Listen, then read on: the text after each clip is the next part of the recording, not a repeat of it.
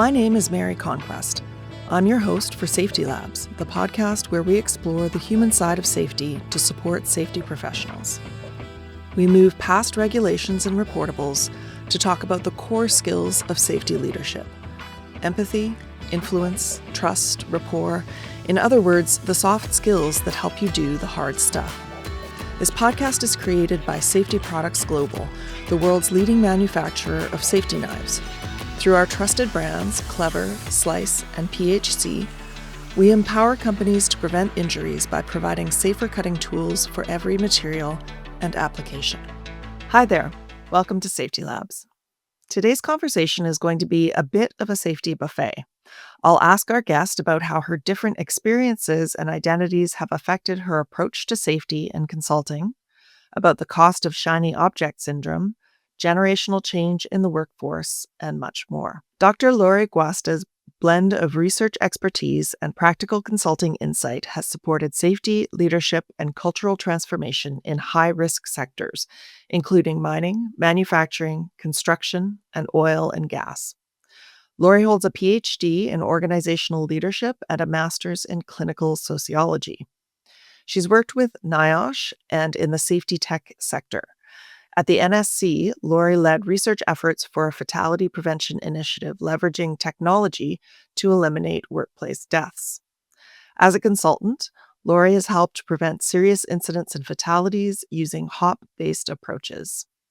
At Environmental Resources Management, Dr. Guasta supports clients in optimizing safety, sustainability, and leadership strategies. And Lori joins us from Denver, Colorado. Welcome. Thanks. Good to be here. You're a clinical psychologist and you have a PhD in organizational leadership. I think a lot of people, including myself, don't necessarily understand how those approaches, basically, what is a clinical sociologist and how does that education or that perspective interplay with safety? Yeah, good question. So I had some similar questions when I went into the degree. I found the degree at the University of Northern Colorado, which I was coming west after finishing a bachelor's degree in sociology in Iowa. And I had my eyes set on programs even further west in Oregon or Washington State. But my GRE scores weren't very good. I mean, they were okay, but they weren't top of the class. And, there's that standardized test component was important in the late 1990s and early 2000s. And so I was able to locate this clinical sociology program.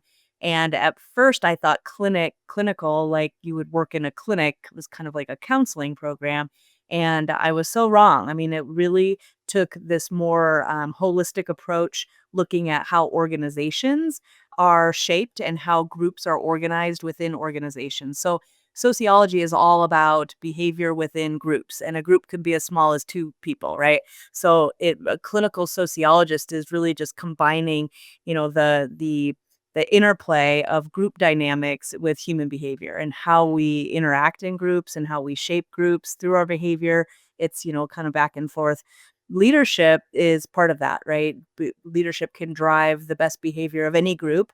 And so it was a real natural progression for me, moving on in my studies to, kind of branch out of traditional sociology and look at something that was a little bit more transferable across industries, across, ways of working. So that sociology and leadership play really have went well to me in my career in helping companies shape the way that their groups are behaving and vice versa. So it's a different degree, a different way into safety for sure. Yeah. So last time we spoke, you mentioned this interplay between behavior and structure kind of being at the crux of that. At the risk of asking the impossible question, how do those two interact and influence each other? Maybe just some examples is the best. Yeah. Yeah, so there's a lot of work that's been done in like communication studies that show, the size of a group and the different directions of communication and the different layers of communication that can take place. That's complicating. That I usually laugh about, I'm not a rocket science. I do even harder work, as a behavioral scientist.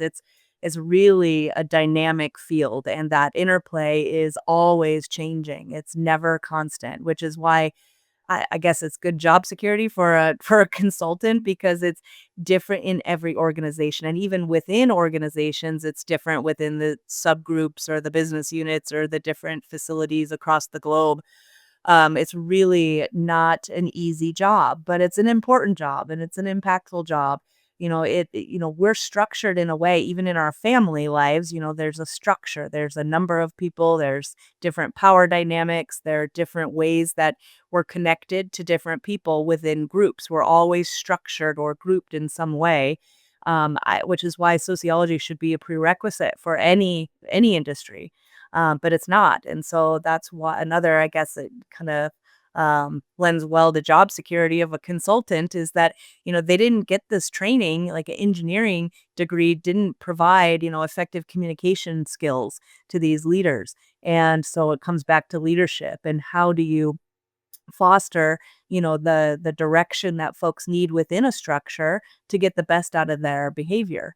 It really is possible. It just really needs to get back to in my opinion, needs to get back to basics and take that human centric approach to, whatever it is we're trying to see, whether it's safety or just desired behaviors that we want to see out of others. So you also mentioned that you have a blue collar background, and I'm wondering how does that influence your work? Because I think you work primarily with leadership, but that's got to have, yeah, it's got to have an influence, a point of view.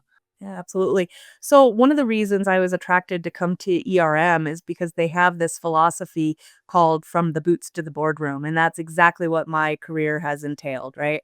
I come from a long line of drug and alcohol affected truck drivers and blue collar to the core, first generation college student. So I come from those roots. And so, getting out of that culture of poverty, using education to do that, it allowed me to maintain that perspective of boots on the ground mentality and what really goes into hard work and blue collar labor. I truly believe wholeheartedly that, blue collar labor is the backbone of our economy and maybe even of our democracy, right? In society, we keep the lights on literally and figuratively. But it's usually many layers of leadership above that frontline worker that are making decisions that impact that frontline worker. And so that's why my heart will always be at that front line, but I know that, to affect change on that front line, I got to spend time in the boardroom with the decision makers and top leaders. And that's fun for me as well. It's a challenge that I've kind of grown into, and so I'm very comfortable living, in both of those worlds, and they need each other, right? Like you can't do one without the other. So I think having that broad organizational perspective allows me to do well on both sides of that fence, if you will.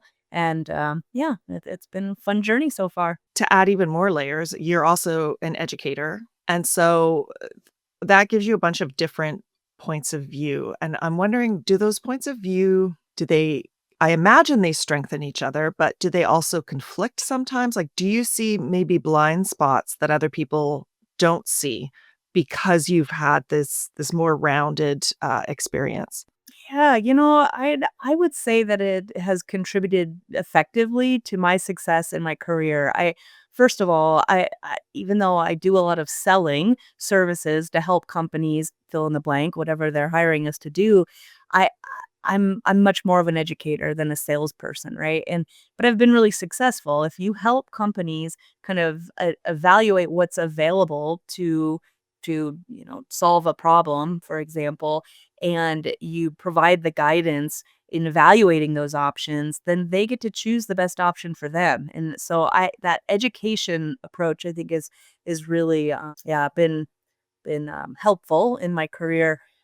But from the perspective of an educator, I've spent so much time with this learning community that are typically between 18 and 30 years old, right? For over 25 years now. I used to be of that age. I'm finally, the older folk in the room, but I only teach online now, which is much different than, the first half of my career as an educator. But, it really does I just keep me reminded and grounded of these are the new generation of learners. These are also the new generation of workers. So when I took a pretty big split from focusing primarily on education to coming into safety and to consulting, I don't know, it was tough for me. But like I've got an educator's, heart and spirit as well, and I didn't want to lose that. But through training, through evaluating solutions and options for clients, I still have been able to be that educator and look after the workforce that is at that front line. And today that's, over 50% of the entire workforce globally is a millennial or younger. And so I feel like my experience as an educator has equipped me well to maintain that perspective of what these folks need, and yeah, and kind of meet them where they're at. I will come back to that a little bit later, but I'm also curious, and you touched on this. There are sort of layers in an organization. We picture them as hierarchical. They're usually structured that way. Why go through leadership transformation in order to change frontline safety? Like, why not go straight to the front line? How does that how does it work? Yeah, yeah. Well, we always hear this term that leaders set the tone for an organization, and that's so true. They also hold the purse strings, right? They also have the ultimate decision making power. So as much as I'd like to just show up at a job site and get to work, I'd laugh. Some folks are resistant to researchers or consultants on their property, and they say, I'm a working supervisor. I don't have time for this. Well, I'm a working researcher. I'm a working consultant too. Like, let me help me help you kind of thing. But the other thing I see, and this is unfortunate, but it's one of those examples of where I often share with folks on the front line, like, I'm sorry I'm here, but you're welcome. It's a lot of times you see blue collar laborers have brought up a good idea or safety improvement or a gap in their system. And they've been shouting from the mountaintops forever, and they just don't see change. And unfortunately, it takes sometimes a consultant coming in with a fresh pair of eyes, speaking to leaders about what needs to happen to, improve a process or to make significant change on the front line. So it's kind of just the door you have to go through to affect the change where it matters most. I mean, in safety, you have to take this risk-based perspective in everything you do. And the greatest risks that folks are exposed to are on the front line. How you get there, is usually more effective through leadership and gaining their buy-in, and helping them see risk and to see work differently. Usually makes a huge difference in my client experiences. How does an organization's culture change? I imagine it can change inadvertently and on purpose. Um, what are some of the levers that influence or inflection points? I'm not sure how you describe them that influence a company or an organization's culture. This is what everyone's after. I call it the big scary monster in the room. It's not even the elephant. It's the things that we see differently and we don't know how to tackle. Culture is very slow moving to change unless it's not. And that usually is in reaction or response to something horrible that's happened. But culture typically takes at least a year to 3 years to see any movement around unless you've had a significant disruption in your organization. And that could be new leadership, that could be unfortunately a fatality or a rash of serious incidents. But culture is really just, it's at the heart of culture. It's how people interact with one another at work. And that it doesn't have to be a safety culture. It's just a culture. It's how well, suited you feel to do your job and to still be who you are. For a long time, I resisted working in the boardroom because I didn't have a blazer. I didn't have high heels, these expectations that I thought existed there. But I've kind of broken some of those expectations and myths and proven to myself and many others that you can be you and still bring that to work and do a good job. If you have a mission, a shared goal to see improvement in a process or a culture, if you will, you can get people on board. You can get rally around a good idea. There are points of connection that we all have, and this has to do with that human spirit. We are all humans at the end of the day. No matter how we got here, we're all humans at the end of the day, and we deserve to be respected, and we deserve to be, acknowledged for who we are personally. And I think that that is the biggest driver to changing culture is one, acknowledging that we have a lot more in common. At the end of the day, we're human, then we have difference. And I kind of breaking down those walls of difference is how you build that trust to see, culture expressed in a supportive, caring way, in that true human centric way. But it's not easy, right? It's probably the number one question I get asked, like, how do we improve our culture? Well, first, good luck and hold on, you're in for the ride. But Well, yeah, that brings me to you mentioned the timeline of like a year to 3 years, that sort of thing. Do a lot of it's my impression that a lot of organizations don't have that level of patience. Maybe larger organizations can afford to have more patience. I'm not sure. What's your experience in terms of like actually giving change the time it needs? yeah, well, no, we're not good at that at all. I mean, that we're in a individualistic American culture. We want to see results yesterday, and this immediate gratification is keen to the younger generation and even the older generation. We've become accustomed to getting what we want in an instant. Technology has enabled that for better or for worse. But yeah, we put unrealistic time expectations on improvement efforts. Culture change is one of them. We want to see the TRIR reduced drastically immediately. You've got to be in it for the longer game when we're talking about culture. But in organizations, leaders come and go all the time, as do members of the workforce, and so it's truly continuous improvement in its purest form. Like if we just can't take our eyes off the ball, we have to keep driving, and every new dynamic or shift in our organizations we respond to thoughtfully. It's hard to bring everyone along to be patient, but it truly is a longer game. Now you can measure incremental change with regard to culture. It requires a little bit more emphasis on leading indicators and less on counting work hours and incident rates. But yeah, it takes a village, so they say, and it's true. But unfortunately, yeah, that speed of change and expectation for speed of change is really a barrier to effective and sustainable culture change. If you're really in it for the long haul, you've got to find stability in leadership, in tenure. You gotta go all in, invest in the folks that you have, so you're not just constantly retraining them and hope that they, come along for the culture journey that you're on, because it's constantly changing. So, You write about the power of reflection for developing safety leadership. Can you explain what that means? What you mean by reflection in this context? yeah, it's a great question following up the last discussion we just had. It's about taking that pause and really thinking, even on a daily basis, what happened today that made me feel a certain way that impacted how I behaved? Because that is how human behavior works. I mean, typically we think, Joe did that because Steve did that. That's not the case. Joe observed something about his work environment. It made him feel a certain way, and he responded to that feeling. And so if we can pause and just reflect on the different feelings that we've had throughout the day, we might understand the impetus to those behaviors really sit within us. It really isn't about Joe or Steve or Mary or whoever. It's really about how we interpret the world as an individual and how it made us feel and how we responded to that.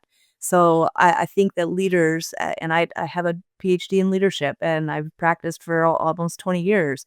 And I have to remind myself the power of this every day. I'm not good at it either, but I know it's a good idea.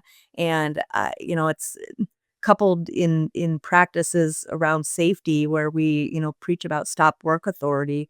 It's really not about stopping work. It's just pausing and just taking a minute to look around, evaluate the risk that we might be exposed to, and then, respond thoughtfully to that risk or the hazards in our work environment. So I think specifically from a leadership development perspective, it can be a really powerful tool. And I've been doing a lot of it very intentionally, very consciously over the last year and a half or so.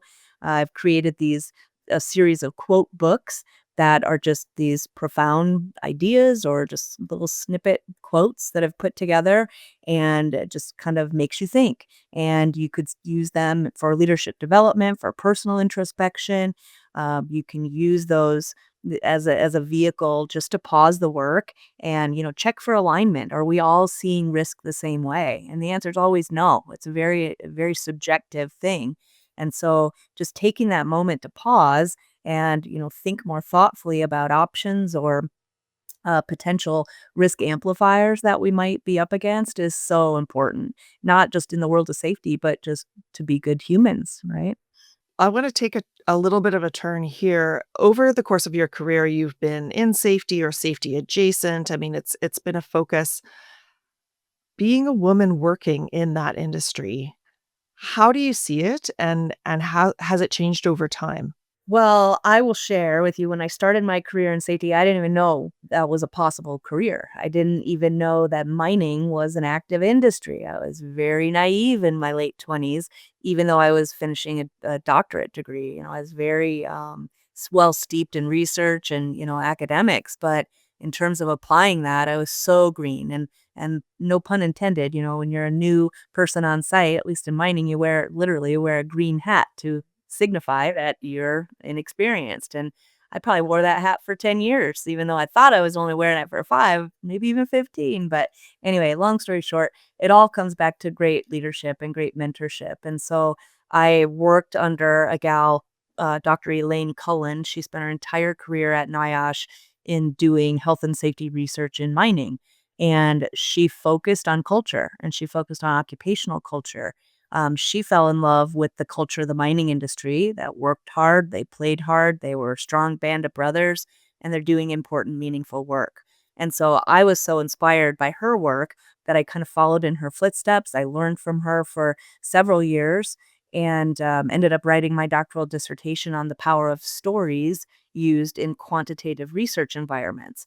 However, that was a lot that was her 42 years of experience that I was riding coattails on to learn from, right? Because she spent her entire career in the mining industry before women were even allowed in the mines. In fact, she was one of the first women allowed to go in an underground coal mine, in the 1970s. So, I've learned a lot through, the hard work that other women have paved, in industry, but in safety specifically, I see a real shift. A lot of the leading safety organizations are led by women. Some of the most, effective consultants in my ecosystem are women. I don't know. I don't know if it's getting to that human side of safety. If women are more well suited to, accept that, maybe I don't know. That's very stereotypical, but I don't know. In my experience, it's been useful, and yeah, it's been my experience. So, I'm really thankful for that, although I will share, I have had mentors and supervisors that have been men, and they're very, successful in their career, have been CEOs of major companies, held very high positions in government and regulatory agencies, but I don't know, I'm really proud to be a woman in safety, and I think the best is yet to come, for sure. Speaking of what's to come, you touched on this earlier about meeting the moment of generational change in the workforce. So, what changes have come or are coming with new generations, and how does that affect safety work? Yeah, so generational change, I've studied and consulted about for many years, and it all comes down to values. What the generations value and the belief systems that have been shaped that impact what they value or shape what they value. So, when I started researching this area, the greatest generation, which is the folks just older than the baby boomers who are not so much in the workplace anymore, also referred to as the silent generation. I mean, these are folks that lived through World War II. I will still always say that they're the greatest generation for what they had gone through, but they most of them and most baby boomers had some connection to the military, and so that shaped their worldview and their beliefs and their values.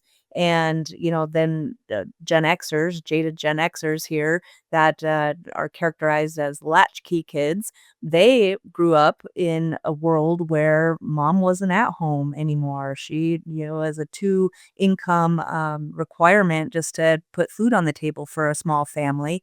And so the kids had the key and they would let themselves in and probably didn't see their parents till close to bedtime. And so I don't know if that's where that jaded description of Gen Xers comes from, is that they wanted the warm baked cookies at home after school too, or I don't know if that was really true or not. I wasn't alive, but anyways, the baby boomers were very technology focused. Many of the, breakthrough technologies that we're afforded today with regard to medical technology and just communication technology came from the baby boomer generation.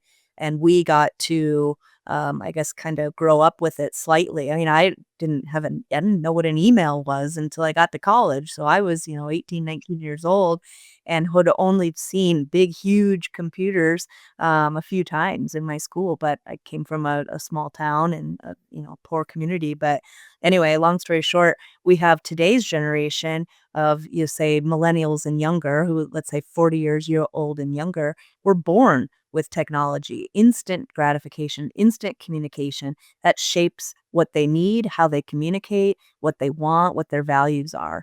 And the biggest difference in the shift of this generational change coming in my lifetime has been, you know, really getting to see in practice this idea of work-life balance, is that no longer are we tied to our cubicles or our desk or our employer. That loyalty is long gone, right? A lot of folks today don't even know what the word pension means or that it was a thing, right? Older generations were loyal to their organizations because their organizations were loyal to them. And now we're in this, even companies, instant gratification, disposable workforce. We'll get another crew in here. That's horrible. And I think that just contributes to this dysfunction in our organizations where we don't meet the moment of generational change and we just think that frontline workers are disposable. And that's not the case. If you invest in them, they will invest their loyalty, their blood, sweat, and tears into their job. We've got to make it meaningful, right? So today, the younger generation requires this element of psychological safety. They want to know that the company, or at least their direct supervisor, cares about them as a person, that they're willing to go to bat for them, right? They need to be paid appropriately because have you been grocery shopping lately? like there's a study I think Deloitte does every year, every 2 years. They look at generations globally in the workforce. And the most recent result found that let's see, I think it was almost half of, I think the sample size was like 25,000 Gen Z and millennials across the globe. Almost half of them reported feeling financially insecure. Almost all of them, like 90 something percent, reported suffering from some kind of mental health ailment. And then lastly, it was about half of them were really concerned about well-being. They wanted to know their supervisor cared about them. So this model to happiness or to job satisfaction, according to Deloitte, has to do with money, and not money to go buy a race car, but just money to survive. Meaning they want their job to be meaningful. They want to make a difference. They don't want to just be, a cog in the machine.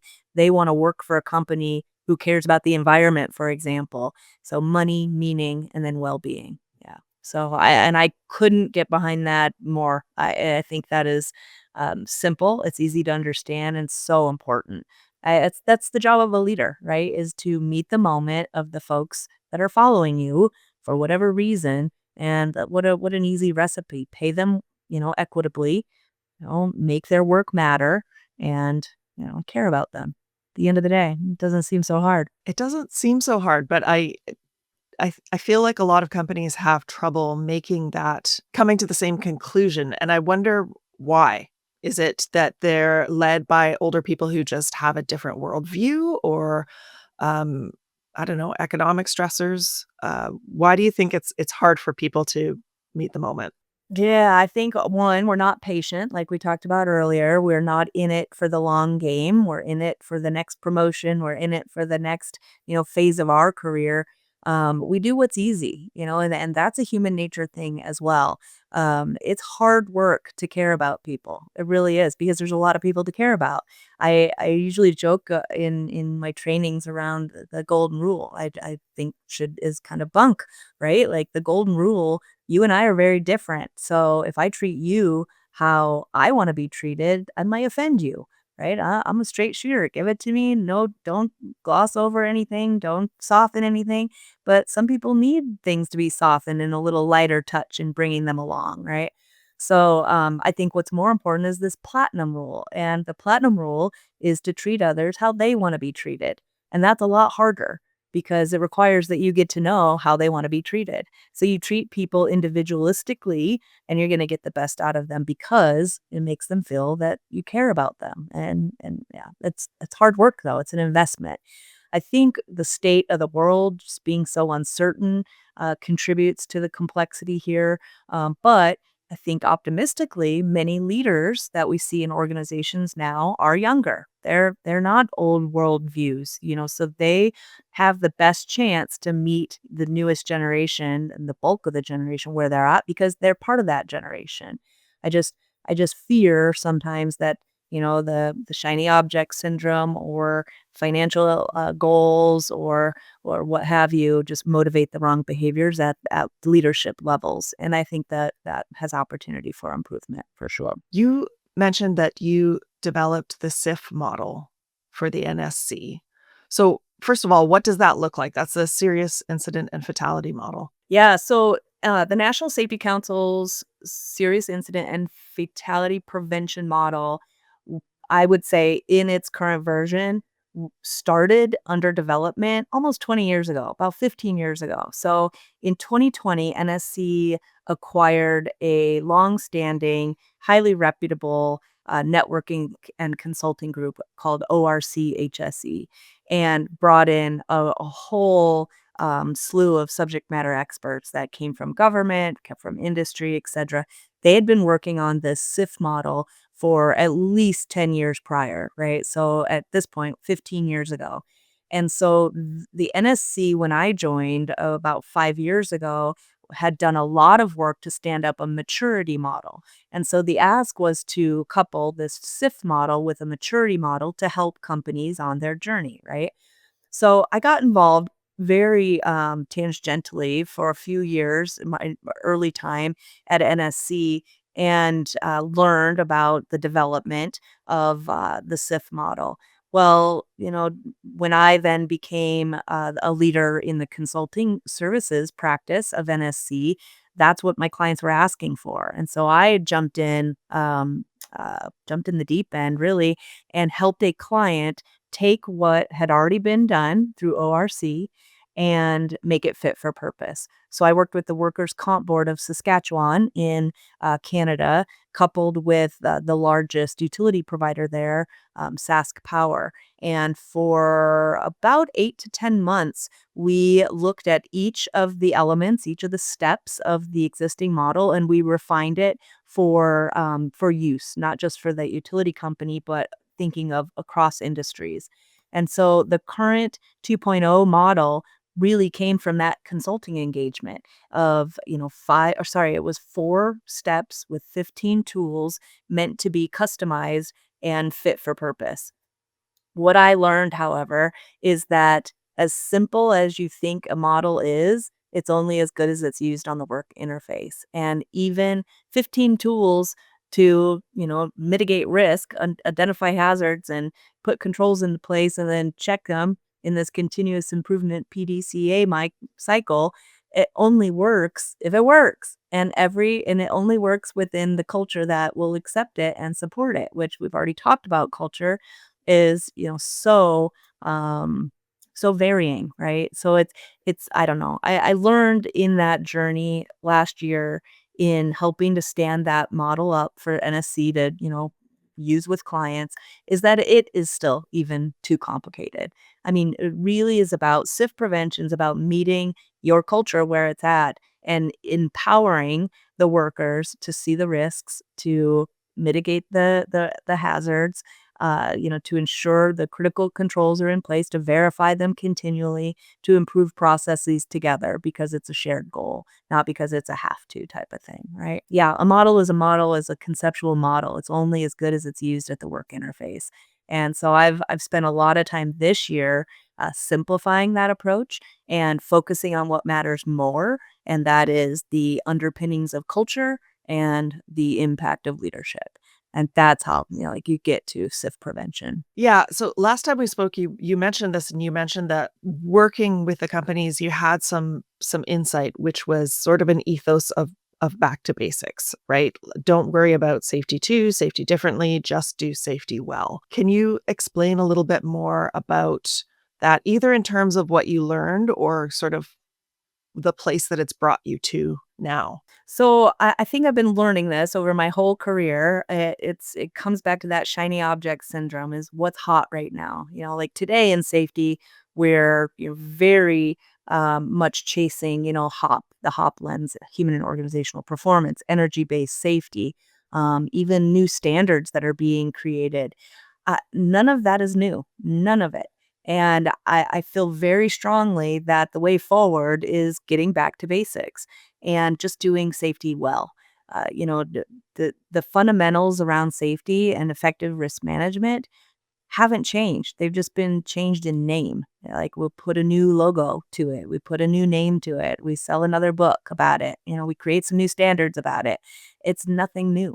And so I just, it's not just been in practice, but in theory as well. I have yet to find a concept in safety that's new. I just haven't. I mean, I'm a scholar of safety and of organizational behavior. And some of the underpinnings of psychological safety, for example, were first published about in the 1950s, well before I was born. Edgar Schein and others get some credit here and there, but not enough. Instead, we just want to put our own new current modern stamp on it and sell something around it or yeah, and I just think it's just not good leadership. I think just respect the foundations, get back to basics, do safety well, keep it simple is how we can help move the needle. So you also mentioned that chasing shiny objects results in missed opportunities. What are those missed opportunities? I think the missed opportunities that come up from chasing that shiny object is really at the heart of, why we're here. And that's that human connection. And we are forgetting about the people when we want to implement the next best model. We're forgetting about, making sure that folks are felt cared about, that their well-being is in order, that total worker health concept is missed when we focus on implementing the new shiny object. I'm just so against that. It's about keeping it simple and getting back to basics and just respecting folks where they're at is going to get more out of them than implementing a new learning model or a new standard or a new job hazard analysis. It's if you teach people the fundamentals and you empower them to do a good job every day and feel that you don't need sophisticated models, right? And this brings up this tense. I'd say it's almost a dichotomy of accountability and personal responsibility. And this comes up a lot in HOP discussions is like, well, if everyone makes mistakes and we can't blame anyone, how do you hold anyone accountable? And philosophically, in my mind, if respect people and earn their trust and you have that foundation, that good culture foundation, they're going to maintain this sense of personal responsibility that holds themselves accountable. Accountability sometimes has that negative connotation of, you did something wrong and you're going to be held to account, right? But if we just empower people to act responsibly and, to work safely, that accountability doesn't have to come up, right? Yeah, those some of my thoughts. Over the course of your career, what do you see that has kind of most improved in the world of occupational safety? I would definitely say that it is the emphasis that we see on total worker health and well-being right now and psychological safety. It's the biggest shift and it's the most important one. At the end of the day, getting back to basics, that one common thread of we're all human is how you do that. And it's the meaning, it's the why factor, right? Safety has really evolved. It's no longer just about the physical risks in these four walls. It goes beyond that. It looks at sustainability factors. It looks at mental health and well-being factors, which are all make or break factors, right? Like if we don't take care of our planet, we're going to have other physical risks that we don't want to have to deal with in our lifetime. If we don't take care of our people, we see other, negative, unintended, perhaps, consequences of, the opioid epidemic or, suicide rates in certain industries skyrocketing. Yeah, which contributes to labor shortage and just an uninspired workforce. And that's not safe for anybody. Where would you focus? So that's where you've seen a lot of improvement. What skills do you think are most lacking in safety leadership? Or because you're an educator, where would you focus training on or education for the next generation of safety professionals? Yeah, so leadership is key, as you might expect me to answer this question with, but at two levels. I think that the frontline leaders have the greatest possibility to make an impact. They're the primary change agents, I say, and that's mainly due to proximity. They're closest to the work, but they still have some authority to make change and to direct work. So yeah, probably more than anything in my consulting experience has been focused on frontline leadership. But it also has to include executive leadership.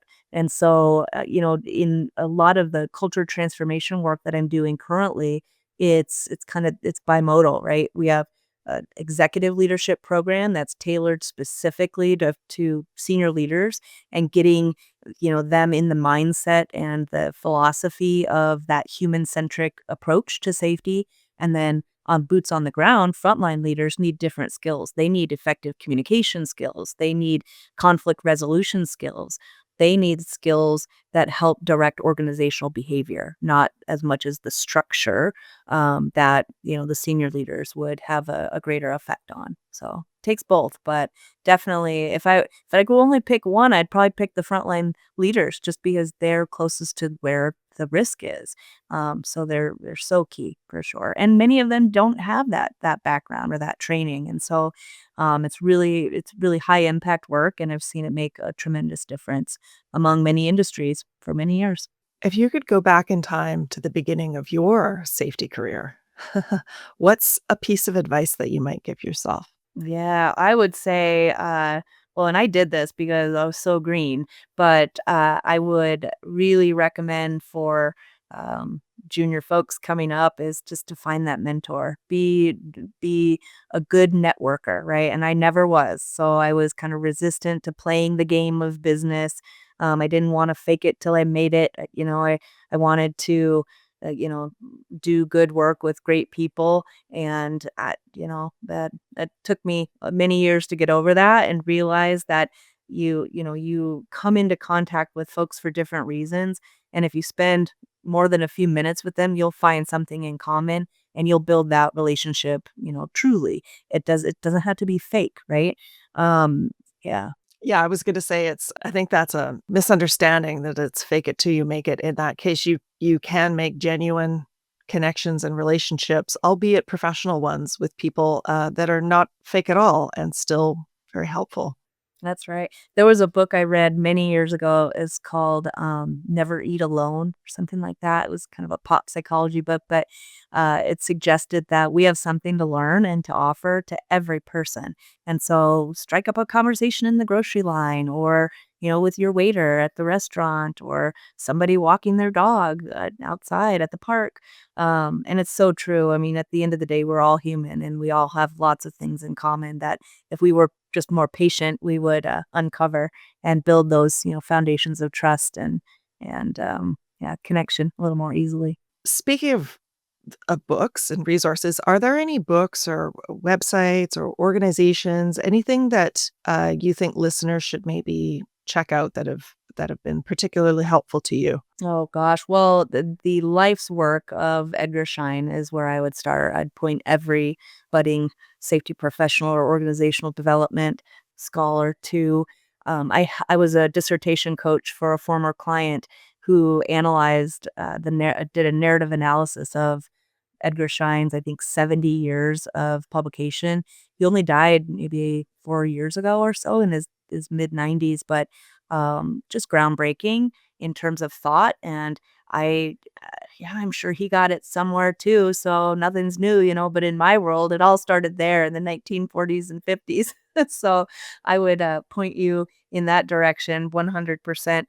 Peter Schein is Edgar's son, and he continues a lot of Ed's work. But Humble Inquiry is one of the books that I would highly recommend reading. Humble Consulting is another one. But as you might assume, just that use of that word humble is really how I've kind of shaped my practice in consulting, just being humble, learning, wanting to learn, listening to learn, kind of collaborative problem solving, which is why my role here at ERM as a partner and strategic advisor has just been, such a blessing because after, 20 plus years, boots on the ground, doing the hard work with the folks that are really doing the hard work every day, now I get to make an even broader impact, from the boots to the boardroom. So it's been great, but you've got to maintain that level of humility and, an interest in learning. You got to get really good at listening and Edgar's work will help you get there for sure. And where can our listeners find you on the web? Well, I do post one of my little quotes from my quote series on LinkedIn every Monday with some thoughts, and a couple of my latest ones have generated some really good discussions. So you can find me there. Otherwise, I am really busy helping clients. So I do a lot of speaking though. Let's see. I have a talk coming up. My next talk, I think, will be at the SME, the Society of Mining, Metallurgy, and Exploration annual conference in Salt Lake in February of 2026. And the rest of my speaking engagements are to come. I most recently spoke at the Safe Start Human Factors Forum in Ohio. That was in October, I believe, October or November, and it was excellent. I really had a great time learning from other speakers there, and there was a large presence of safety professionals, and you can tell. I mean, in safety, we all have that common goal of preventing incidents, and I'm really proud to be a part of a community that is collaborative. Yeah, there's a lot of competition in providing safety, services across industries, but at the end of the day, that shared goal, I think, is inspiring to, move the industry forward. I like that Conklin notion of working safely or working to safety or, promoting safe work. I think you got to do both for sure. And that, folks, is our show for today. Thank you for sharing your experience with us, Lori. Yeah, well, thanks for having me. It's been fun. Thank you to our listeners. If you enjoyed this episode, share it with a colleague and check out our back catalog as well. We've had lots of exciting discussions in over 80 different episodes at this point. I'd like to thank the Safety Labs team for keeping the lights on. And that's it. Bye for now. This podcast is created by Safety Products Global, the world's leading manufacturer of safety knives. Through our trusted brands, Clever, Slice, and PHC, we empower companies to prevent injuries by providing safer cutting tools for every material and application. Until next time, stay safe.